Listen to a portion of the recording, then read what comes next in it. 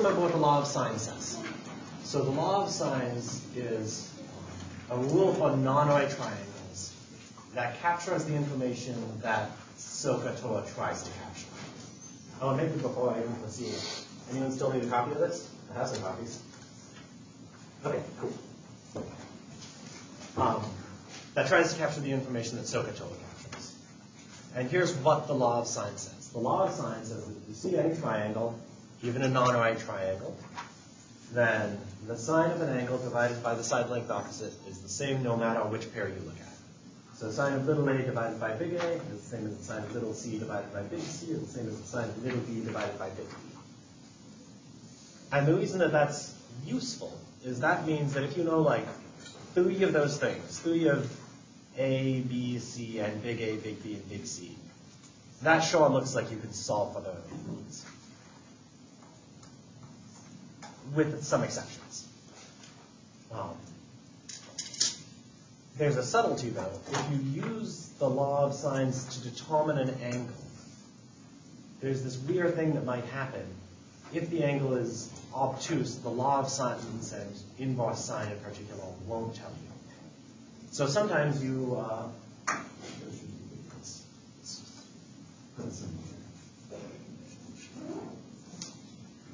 It's all right. You might take something like this.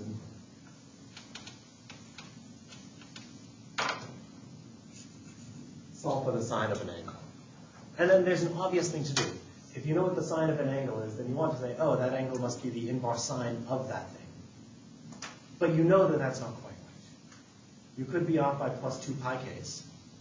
It could be that instead of the angle being in quadrant 1, it's that angle reflected over the y-axis, so the angle in quadrant 2. So that's an obtuse angle. If the angle is obtuse, then you reflect it over the y-axis. That's 180 degrees minus that inverse sine. And let's see that in practice. Let's see that in practice. Let's try to solve this triangle problem. So here's a triangle. I see a side length of 4, a side length of 3. I see that the angle opposite the side length of 4 is 60 degrees. Does this look like a situation where the law of sines is useful? Yeah. What is a pair consisting of an angle and a side opposite that you know?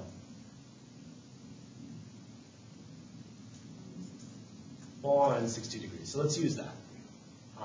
Does it look like I'm going to use the law of sines to determine a side length or an angle? An angle. So I'm going to use the version of the law of sines where the angles are on top. So here's a pair consisting of an angle and a side opposite. So let's write those down. Sine of 60 degrees divided by 4 will be equal to, and the law of sines says something, so this is like page 159 in the notes, if you like. Is that what you were trying to determine? Yeah. Okay. The law of sines says that the same should be true for this pair. So this should be equal to the sine of little c divided by 3. Sounds like something you could solve for the sine of little c? In fact, like it's basically already done. What's the only thing you need to do to solve for the sine of c? Yeah, just multiply by that 3 over to the other side. So, semicolon, because this is a new clause. Sine of c is equal to, so here's a matter of just reference on this one. Do we know what the sine of 60 degrees is? Divided by 2.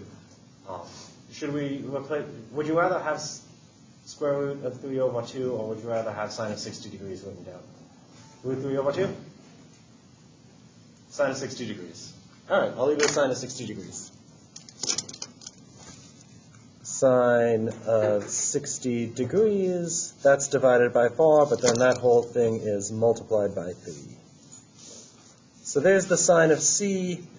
Even if I did replace that sine of 60 degrees with root 3 over 2, which I could, I'd still want to get a decimal approximation in order to make a quick check.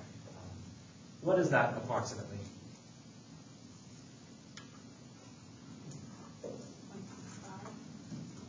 I hear a 0.5-ish?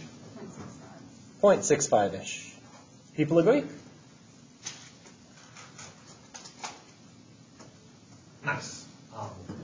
So if you have a calculator on you today will be a good day to have that out. There will be lots of times when we'll use a calculator on stuff. All right, so that means I know what the sine of C is. Sine of C is equal to that. It's about 0.65. So now let's determine the acute or obtuse question. So look at the side length opposite C. Is it possible that that side length is the longest side length in the triangle? No, why not? Because there's already a 4. Oh, am I on the wrong page? Oh, no, we already did one last time. Okay. So, since the side opposite C is not the longest side, is it possible that C might be obtuse? The side opposite an obtuse angle must be the longest side. So if the side is not the longest side, the angle opposite cannot be obtuse. All right, so what happened in the example we did last time is there were like two cases. If the angle C were acute, something happens. If the angle were obtuse, then something happens. And we got like different formulas because of this fact. Is the obtuse option even an option right now? No, we just determined it couldn't be obtuse. I'll X that out. So in your like actual write-up, I don't want to see a section X'd out. You just write down the sentence. It can't be obtuse, so I'm only going to find the acute solution. So let's find the acute solution. If I know what the sine of C is, if I know sine of C is equal to that, I'm going to replace that with something with square roots though. Sine of C is 60 degrees goes to root 3 over 2, so that'll be root 3 times 3 divided by 8, I think. So I know what the sine of C is. If you know what the sine of C is, how do you find C if you know the angle is acute?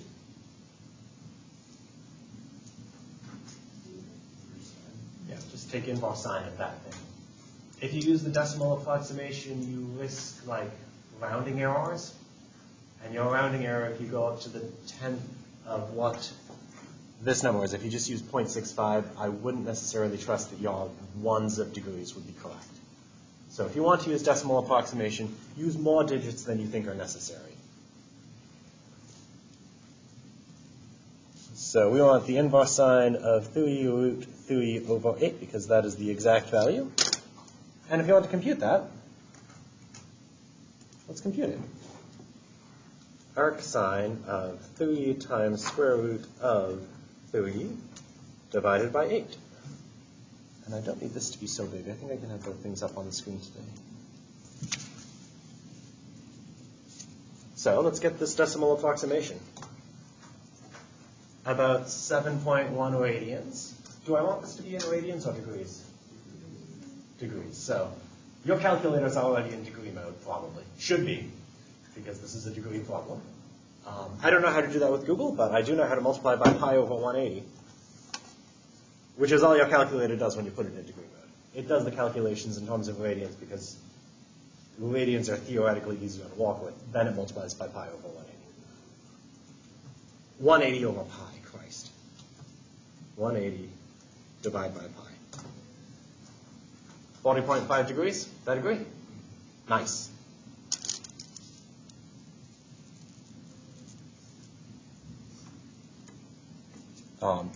Maybe I'll ask this. Is there any context in this problem that tells you like how many digits of precision you should use? So I guess 10th of a degree probably seems good enough. Would anyone rather do more or less? All right. Cool.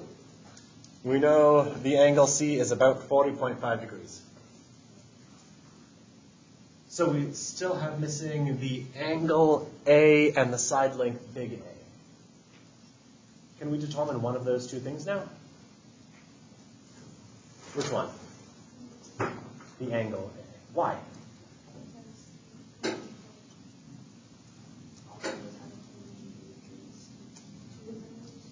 The angles add up to 180 degrees. You know two of the angles, so you know the third angle. That sound right? So to solve for A, well, you know that A plus 60 degrees from that 60 degrees, plus C has to be 180 degrees. So I guess that means the only thing I don't know is A must be 120 degrees minus the angle C. And I already know the angle C, right? It's about 40.5 degrees. So I guess that tells you that this should be about 79.5 degrees. If you don't trust your ability to do arithmetic, then, well, in your calculator, if you just use the calculator, right there is what C is equal to. I need to do 120 minus that.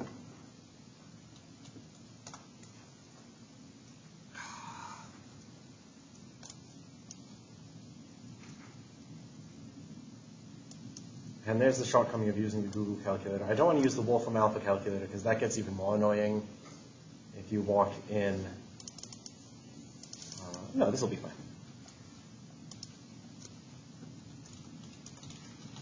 And I don't know why I'm belaboring this because we already know what the approximation will be.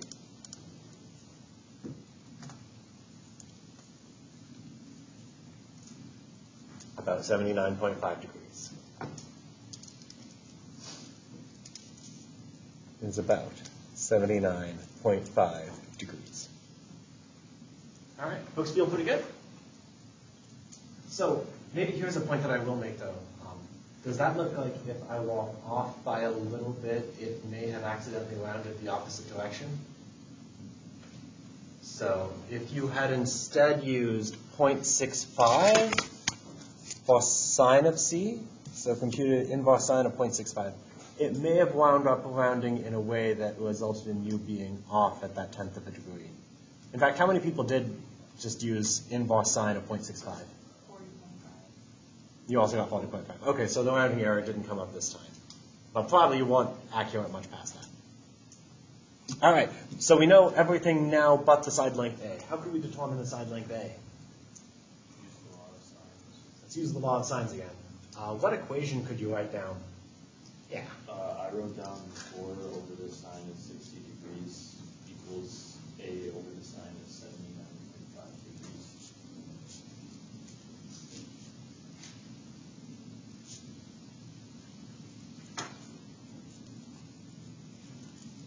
And maybe just to be a bit of a pedant, since this side is a decimal approximation, that's only approximately correct. If you wanted the thing to be totally correct, you would want something more like that written down for A.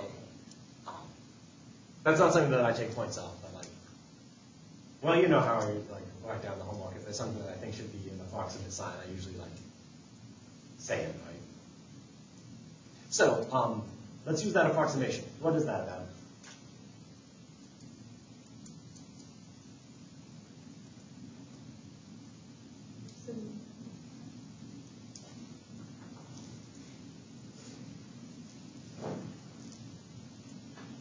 Oh, well, I wasn't clear what I meant by that.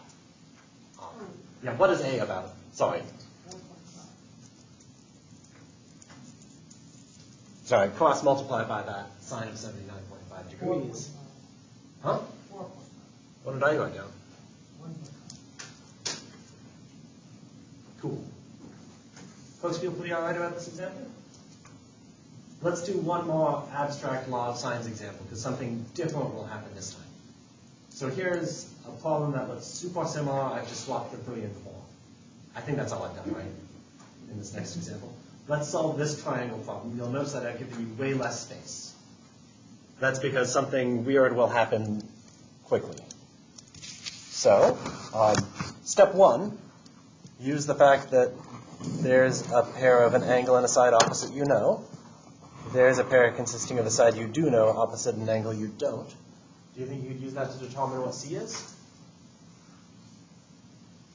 In fact, everyone seems to be doing it already, so I think I'll shut up until someone tells me what the sine of C is equal to.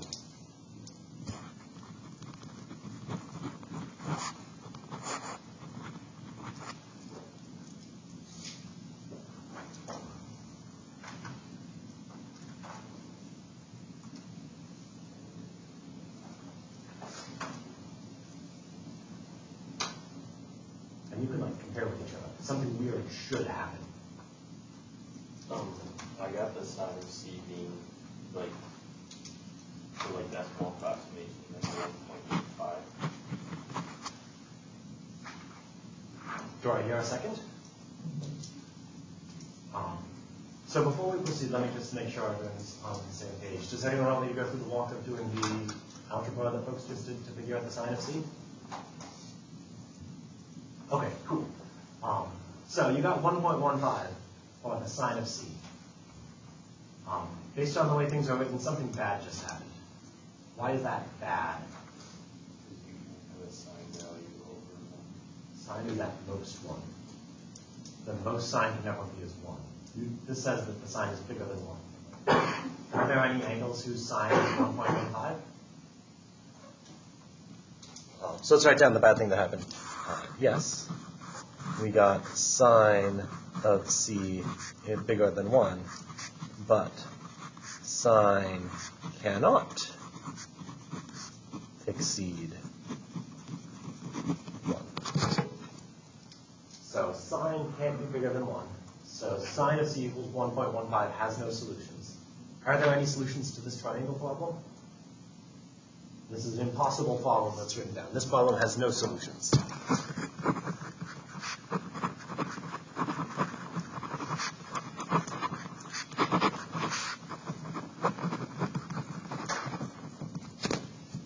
Cool.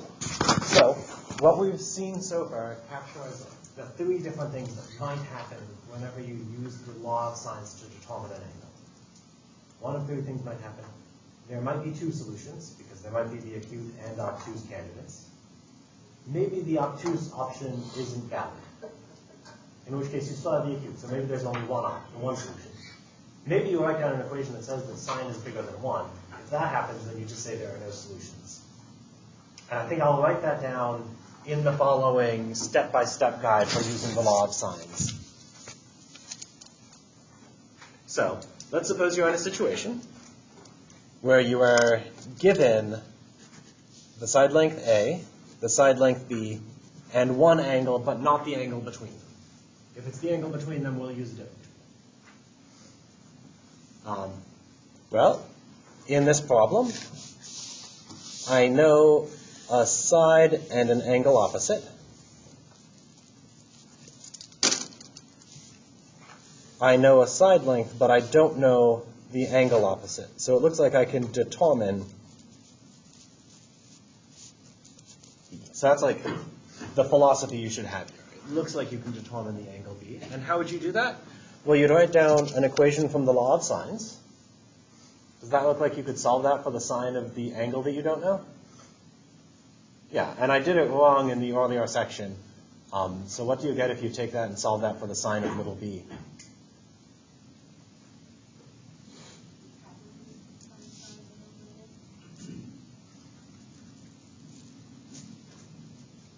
Yeah, I had the big B and big A switched, and no one called me on it until it was too late. But exactly what's written there doesn't matter. Read the sentence before, figure out what the sine of B is. You'll get some quantity. I will refer to that quantity in future steps with that simple star. So this tells you what the sine of B is. Here are some questions you should ask yourself. Did the thing we just get say that the sine of B is bigger than 1? So ask yourself if you just said the sine of B is bigger than 1. If you did, there are no solutions. And you're done. You should just stop. Otherwise, well, look at that side length B. If that side length B is definitely not the longest side, then there's only one solution. And that solution is the acute solution. That acute solution is the inverse sine of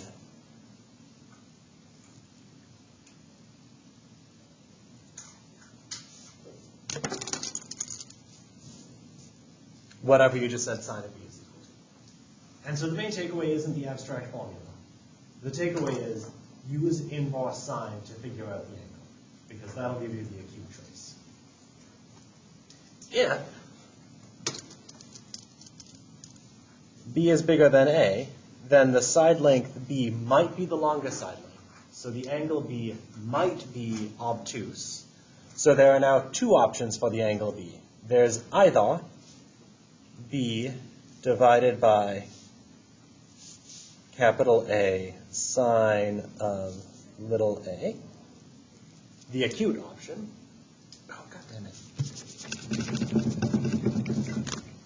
What I just wrote down wasn't an angle.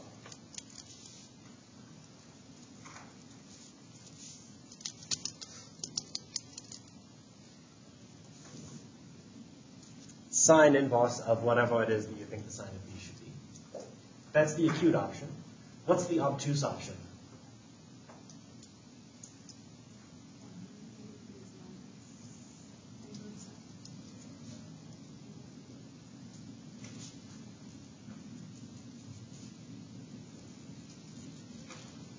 $180 minus whatever the acute option is. There's the other solution.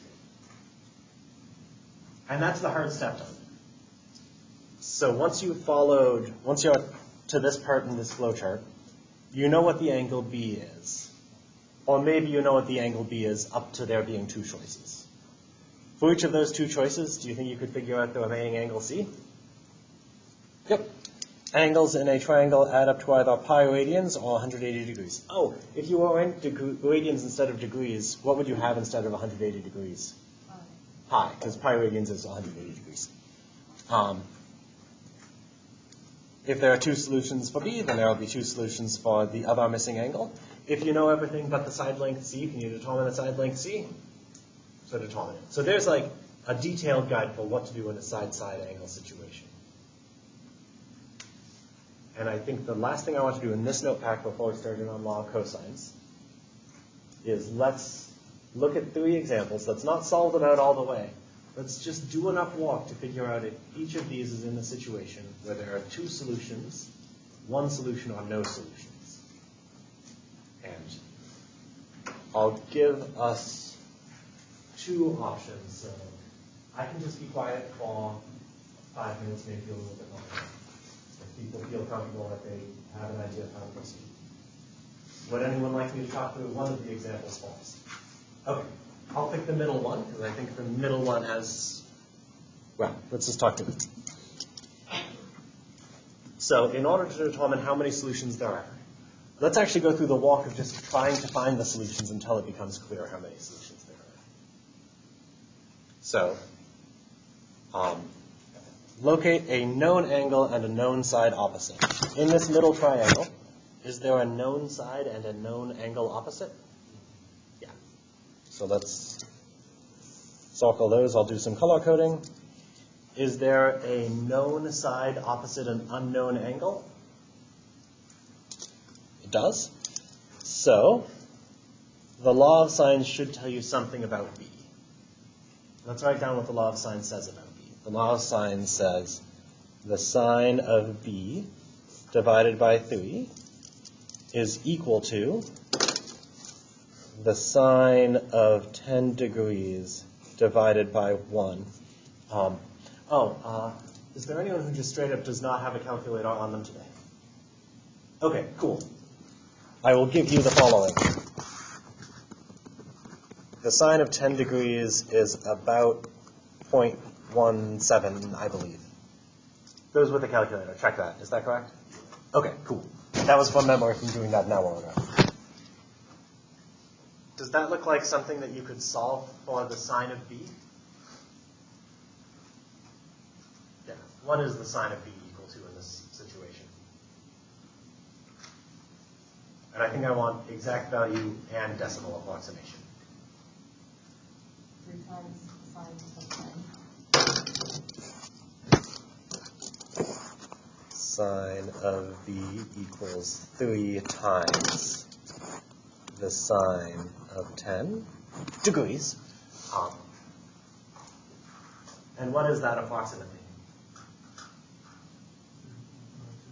0.52?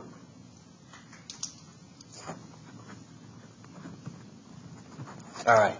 So that gets us, I'm going to move further up on the page to look at the step-by-step guide.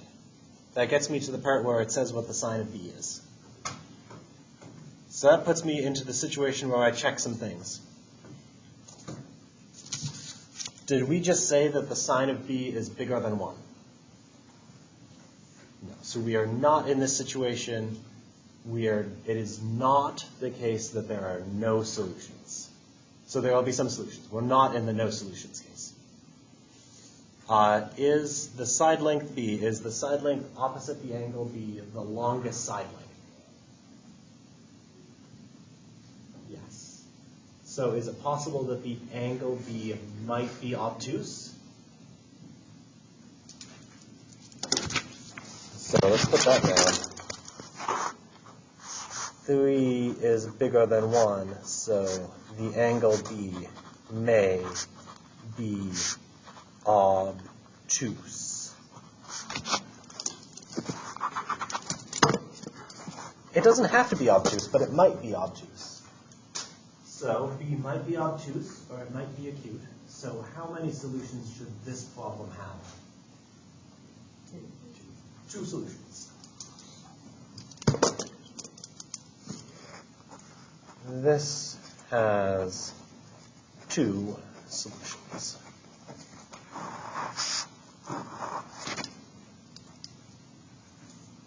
All right. So how many people feel reasonably confident that they could answer the same question in the remaining 2 cases? I guess the more important question is, does anyone feel not confident in that? Cool. Then I'm going to be quiet for maybe like 5 minutes, maybe less. Once you have those 2 answered, maybe compare with people around you to see if you're confident.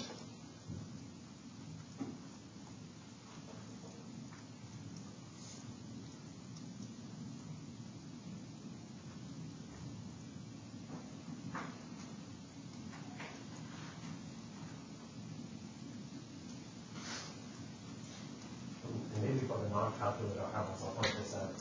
Even if you didn't have a calculator, if you know sine of 10 is about 0.17, is 3 times 0.17 obviously less than 1 without doing more?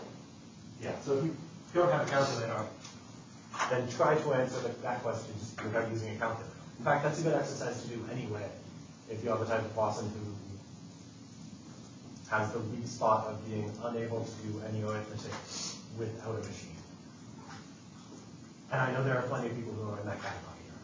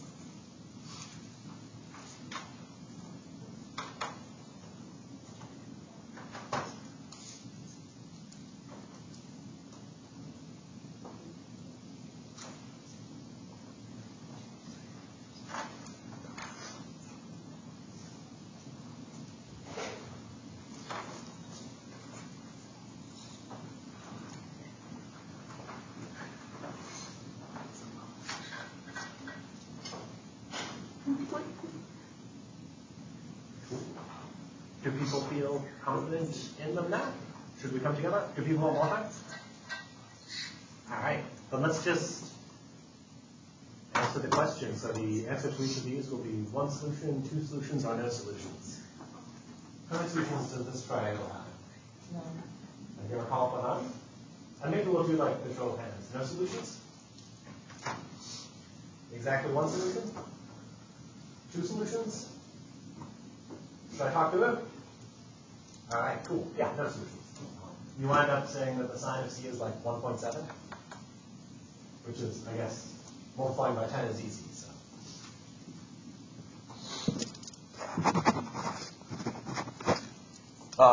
So I guess like there's a pretty good idea of what the next one answer should be if I've written this in a balanced way. But I mean, I screwed these things up a lot, so maybe I didn't. How many solutions does that last one have? I hear some calls for exactly one. People agree? Anyone want me to talk through it? Nice. How many people just went and found the solutions? All right, cool. Didn't say to do that. But yeah, I guess there might have been enough time. Ruby. Folks feeling good? Well, maybe as long as people have, like, what is, in the one solution case, what does the angle be? The R sine of 1/3 times the sine. And did you get a decimal? I want a decimal approximation this time. Oh, okay. Say louder. 3.3 degrees. And I guess that makes some sense. This angle B is opposite 1. 10 degrees is opposite 3. So this side length is like 3 times that. So this 10 degrees should be 3 times what the angle B is, approximately. For very small angles, that works out correctly. Groovy. So what do you think? Was that triangle drawn to the correct scale? Absolutely not. That angle C, I guess, has to be super obtuse. Cool. So let's flip along to the next, which will...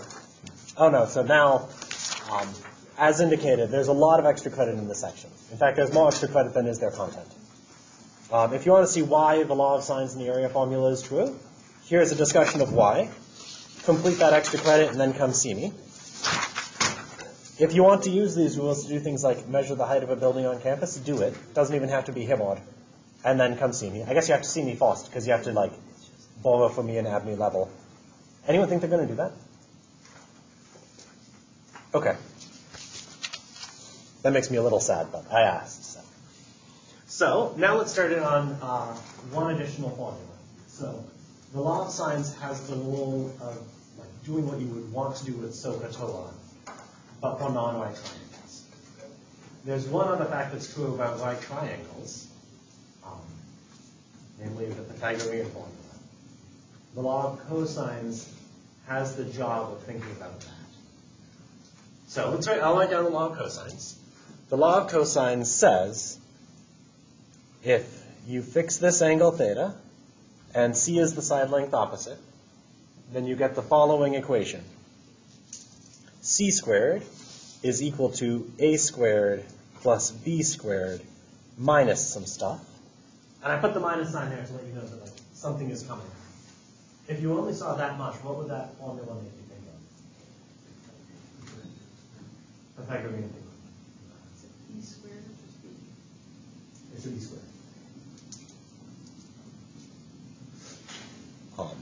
Oh, and in fact, here's like a sanity check that you might make whenever you see something like that. Let's imagine that there were units associated with these. The units 1 and 2. If that were the case, then C squared would be like measured in feet squared. A squared would be measured in feet squared. So that last term, C, had better also be measured in feet squared. So you can kind of detect errors in formulas sometimes by just thinking about things like that. That's more like a sciencey thing than a mathy thing, which is why I haven't harped on it. It's something worth thinking about. Nice. So the law of cosine says that if you have a non-right triangle, so if you have a right triangle, then A squared plus B squared is equal to the hypotenuse squared. But if this angle that's like a right angle starts becoming non-right, then like that equation doesn't quite hold anymore. There's some defect in it. The law of cosines computes that defect. it says that the defect is 2 times A times B times the cosine of theta. And let's just do some quick checks to see if that seems sensible. So first, let's ask ourselves what this says when theta is a right angle. So if theta is a right angle, what's the cosine of a right angle?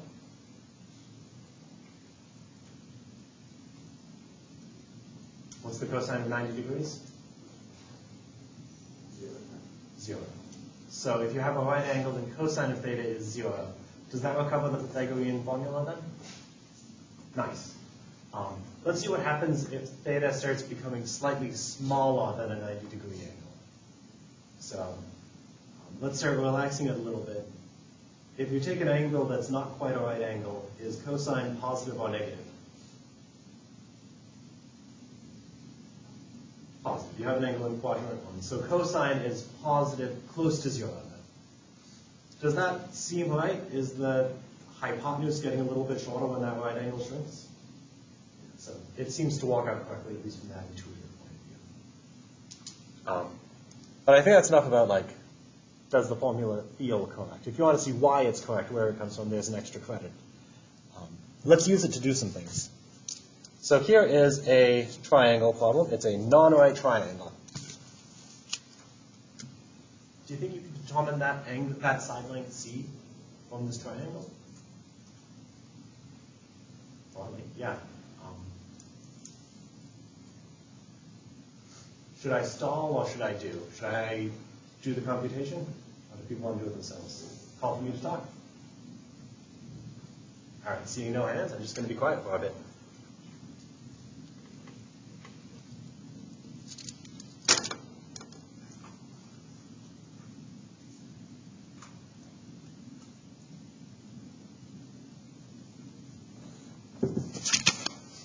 In fact, this will be good because there's like a really common computational error I see on these sorts of things.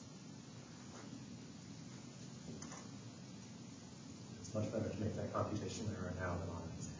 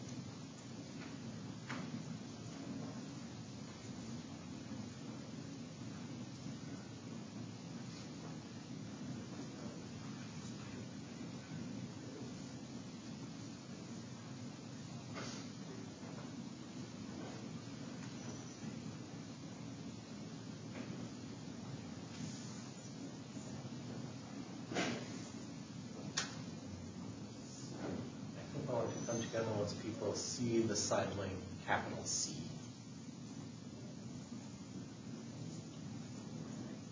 So if you found it and feel confident, then let me know what you got. What is C equal to? Yeah. I got about 2. That's a decimal.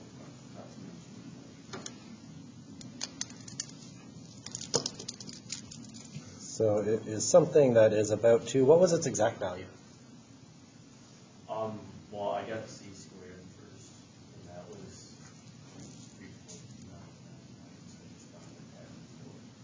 3.29. Okay, so you got C squared about 4. Yeah, that would give you C about 2. People got different answers? What'd you get? Would we do related medians because pi would be Yeah, you may have done your calculation. Did you make sure to put yourself in radian mode? No, I was. That's all I got first. Ah, okay, so it's even like conform, that's the error you get. Yeah, that does disagree with what the answer I expect. So with that correction, what other answer do people get? Cool. Plus or minus root 19. So I guess that means you got c squared equal to 19. Let's deal with that plus or minus. Is there an obvious, like, should it be plus or should it be minus? Should be plus. It's a side length in a triangle, and there's no convention that's set right now for what a negative side length should be. And what is that about? Is that 4.35?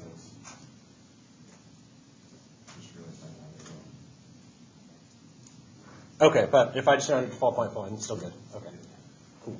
So I know what this C is. It's about 4.4. It also says to find the missing angles. So let's give these names. I guess we have space. What name should I give these? What seems like good names?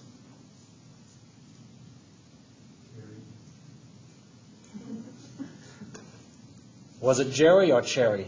Jerry. Okay. And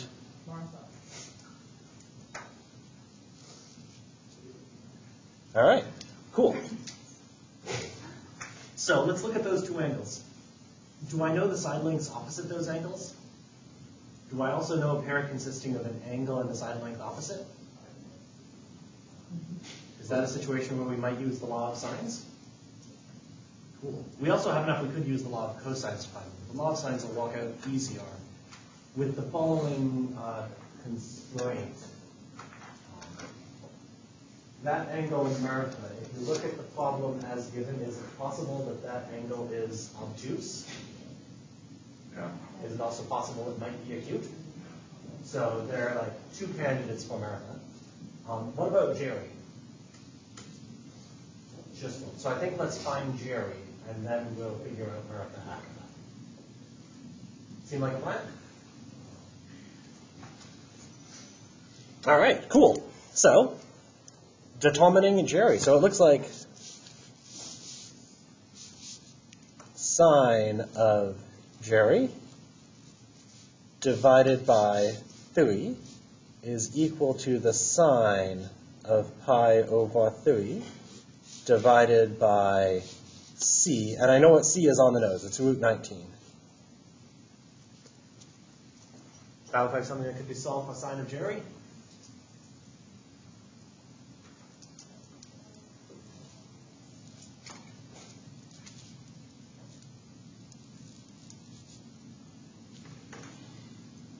Let me know what you get.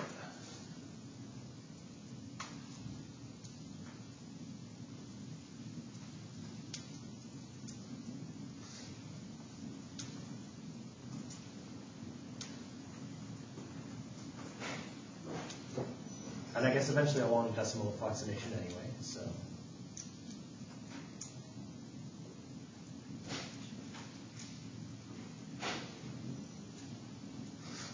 So what do you get when you solve that?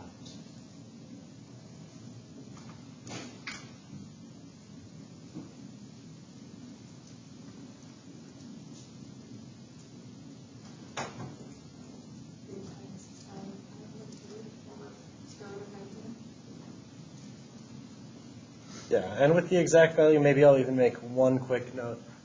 Do you know what the sine of pi over 3 is?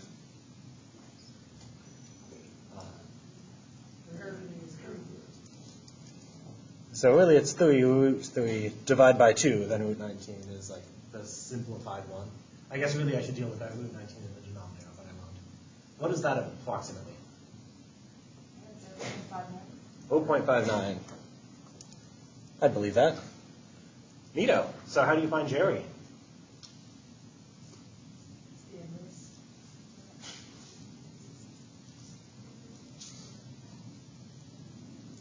And in the interest of time, Jerry is about the inverse sine of 0.59. And what is that?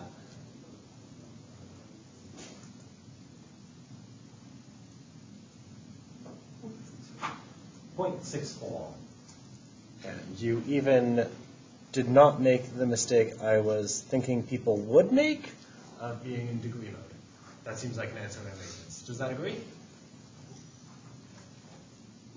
So I know this angle is now about 0.64 radians. How would you now determine Martha? Or did anyone get something different for Jerry? Did anyone get the same for Jerry? Okay, then I'm confident. Okay. Nice. So how would you determine Martha now? What do angles in the triangle have to add up to? 180 degrees. Oh, 180. So what do these angles have to add up to? So you could solve for Martha. I think I won't because I have 2 minutes left and I want to point out the following flowchart. So whenever you know 3 things about a triangle, usually you know enough to determine that triangle. If you know all 3 angles, well, you don't know enough in this case because triangles scale up and the angle is horizontal. So if you just know all 3 angles, you don't actually have enough information. If you know 2 angles and a side, well, then you know exactly what to do. Determine the third angle. They have to add up to 180 degrees or pi radians. Use the law of sines to find the missing sides. If you have a side-side angle triangle, well, that's the one that we spent most of today on. Use the law of sines to determine an angle. It might be obtuse, might be acute, there might be this issue. But once you do know that angle, then you know 2 angles, you can find the missing angle, use the law of sines to find the missing side. If you have a side angle side problem like this, you can use the law of cosines to find the missing side, then use the law of sines to find the missing angles, and then you're done. The last case, which is the one we will start it on next time, is a side-side-side triangle. If you have a side-side-side triangle, well, you can just use the law of cosines 3 times to find all of the missing angles. And that's what we will do next time. Gina. So, that's where I'll stop because I'm out of time. Anyone planning on coming up to my office later today to talk to me? Awesome. Cool. I'll see you then.